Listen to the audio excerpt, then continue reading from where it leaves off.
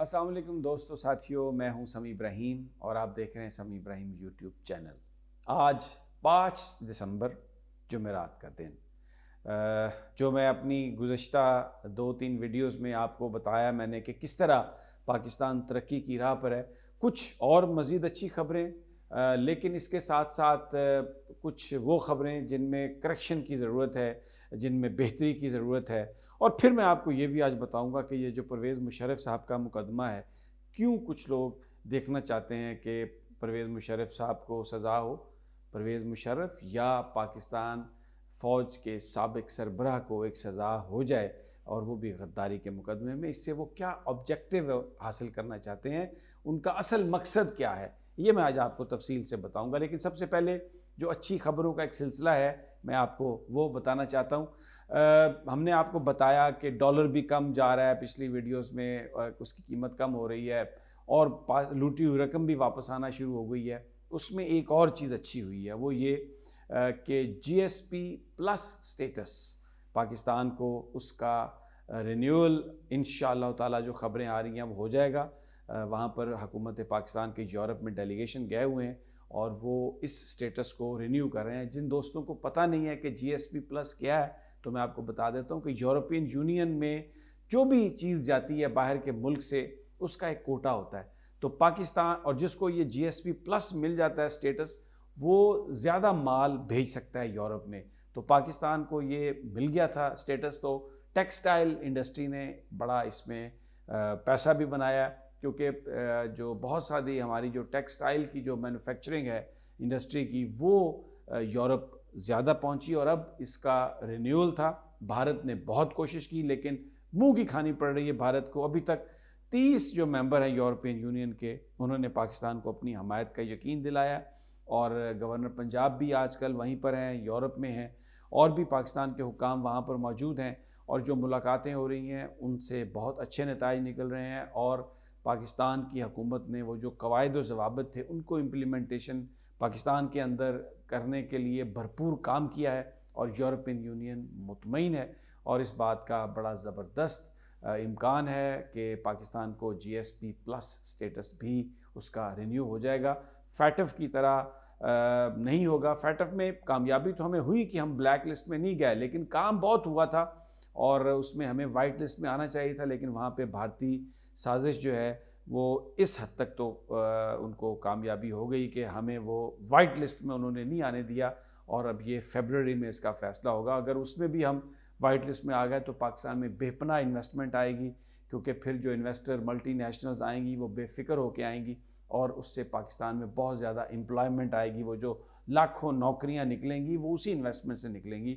बहरहाल ये तो फरवरी के बाद पता चलेगा, लेकिन GSP plus status textile industry के लिए बहुत बड़ी खबर, अच्छी खबर, रिन्यू होने वाला है। और इससे जो हमारा जो एक्सपोर्ट्स हैं टेक्सटाइल में वो जारी रहेंगी, और इससे जो मुंसलिक लोग हैं वो पैसा बनाएंगे। एक सीधी सी बात है, अगर फैक्ट्री चल रही है, माल बन रहा है टेक्सटाइल में और उसका पैसा आ रहा है, तो जो मज़दूर काम कर रहे हैं उनको बोनस भी मिलेगा, कुछ और नौकरियां भी वहाँ पर आएंगी। तो ये पाकिस्तान के लिए एक बहुत अच्छी खबर है। और उससे भी अच्छी खबर ये है कि भारत ने, जिसने बहुत कोशिश की यहाँ पर यूरोपियन यूनियन में जाके पाकिस्तान के हवाले से बड़ा प्रोपेगेंडा किया, बड़ी 2 नंबरी दिखाई, और फिर जो हमारी अपोजिशन यहाँ पर जो बातें कर रही है वो भी वहाँ पर बड़ा नेगेटिवली प्ले अप हुई।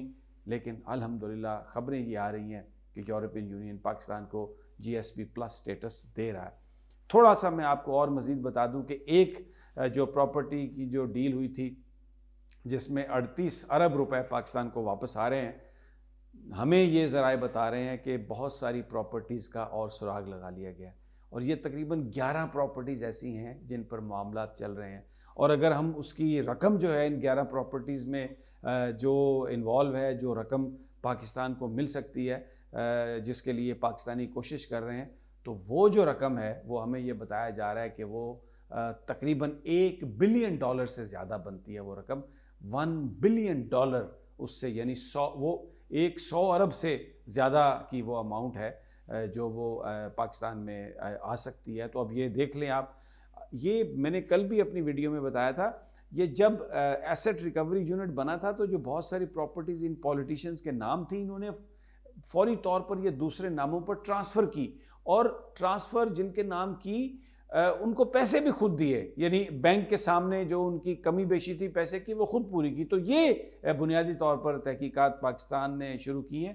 11 प्रॉपर्टीज़ यूरोप के मुख्तलिफ शहरों में जो हमारे सियासतदानों की हैं, पाकिस्तान की लूटी हुई रकम, वो उस पर हुकूमत पाकिस्तान काम कर रही है। और मैं आपको बता रहा हूँ कि 100 अरब से ज़्यादा की वो अमाउंट है। एग्जैक्ट मैं फिगर दूंगा, हो सकता है इससे भी ज़्यादा हो, लेकिन मैं क्या सराही नहीं करना चाहता, जो मुझे पता है मैं आपको वो बता रहा हूँ। तो अल्हम्दुलिल्लाह वो भी रकम बहुत जल्द वापस आने वाली है और मैं आपको बताऊँगा।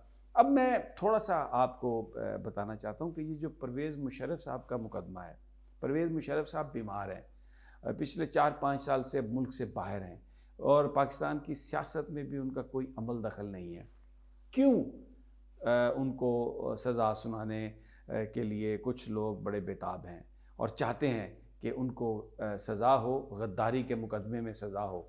और इसकी मैं आपको वजह बता देता हूँ क्या है। देखें, परवेज़ मुशर्रफ पाकिस्तानी फ़ौज के सरबराह, और पाकिस्तानी फ़ौज इस वक्त दुनिया भर में निशाना बनी हुई है। अमेरिकन इस्टेब्लिशमेंट भी, इंडियन इस्टेब्लिशमेंट भी, जो लोग पाकिस्तान की फ़ौज की ताकत से खौफज़दा हैं, पाकिस्तान के न्यूक्लियर प्रोग्राम से खौफज़दा हैं, पाकिस्तान को बिल्कुल तोड़ना चाहते हैं, यहाँ पे कमज़ोर करना चाहते हैं हुकूमत को अपने सियासी मकासद के लिए, भारत की हेजमनी जहाँ पे चाहते हैं, यानी उसकी बर्तरी इस खित्ते में चाहते हैं, उनका निशाना पाकिस्तान फ़ौज है। और वो चाहते क्या हैं कि एक अदालत से ये फ़ैसला आ जाए कि पाकिस्तानी फ़ौज का सरबराह गद्दार था।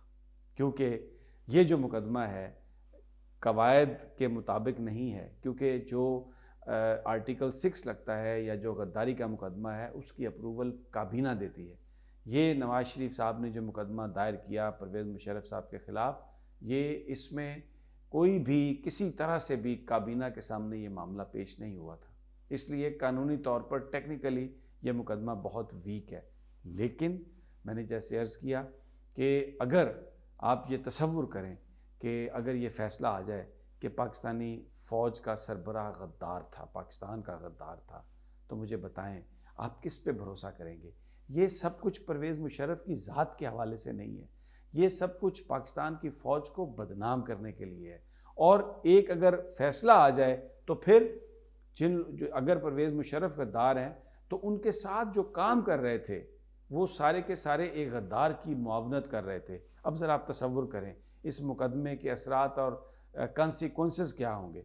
जो सिक्योरिटी के लोग थे, जो पाकिस्तान फ़ौज के लोग थे, जो पाकिस्तान के सियासतदान थे, फिर उनमें जो भले जजेस भी होंगे साथ उस वक्त, वो भी, यानी सारे के सारे वो लोग जो हैं उनको ये कहा जाएगा कि वो गद्दार हैं। और एक मौका मिलेगा पाकिस्तानी कौम के अंदर ये बात बताने के लिए कि ये जो फ़ौज है ये ही इनका जो सरबराह था यही गद्दार था, और ये जो सियासतदान हैं ये तो बिल्कुल गद्दार नहीं है, ये तो बिल्कुल सही हैं। तो गद्दारी जो है वो पाकिस्तान की फ़ौज से शुरू होती है। ये जिसे हम 5th जनरेशन वॉरफेयर कहते हैं, ये पाकिस्तान की फ़ौज को उनको बदनाम करने के लिए, और फिर जो पाकिस्तानी, अब आप एक और उसका ज़रा पहलू आप जायज़ा लें कि जो सिपाही हैं हमारे, जो हमारे फ़ौजी हैं, जो 6 लाख से ज़्यादा हमारे फ़ौजी जो बॉर्डर पर खड़े पाकिस्तान की हिफाजत कर रहे हैं, अपनी जानों का नजराना दे रहे हैं, दिन रात वो पाकिस्तान के लिए जान कुर्बान करने के लिए तैयार हैं, वो क्या सोचेंगे? उनका जो मोराल है वो कहाँ पे होगा कि क्या हमारा जो जर्नैल था वो एक गद्दार था? क्या ये सब कुछ हम जो लड़ते रहे मरते रहे, ये हम एक गद्दार के कहने पर लड़ते मरते रहे?